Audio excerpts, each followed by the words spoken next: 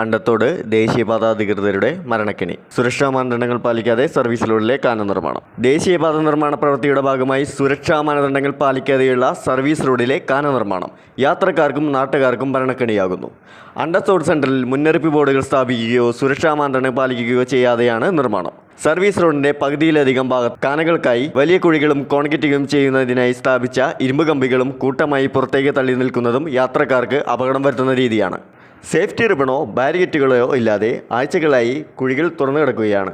Andathode സെൻട്രലിലെ ജനത്തിരക്കേറിയ service റോഡുകളാണ് അശാസ്ത്രീയ കാന നിർമ്മാണം മൂലം യാത്രാ ദുരിതവും ജീവന് ഭീഷണിയുമായി തീരുന്നത്. അണ്ടത്തോട് സെൻട്രലിലൂടെ ബസ് ഗതാഗതം സാധ്യമല്ലാത്ത വിധം റോഡുകൾ പൊളിച്ചിട്ടതിനാൽ യാത്രക്കാർ 1 കിലോമീറ്റർ അകലെയുള്ള ബസ് സ്റ്റോപ്പിലേക്ക് നടന്നുപോയി വേണം ബസ് കയറാൻ.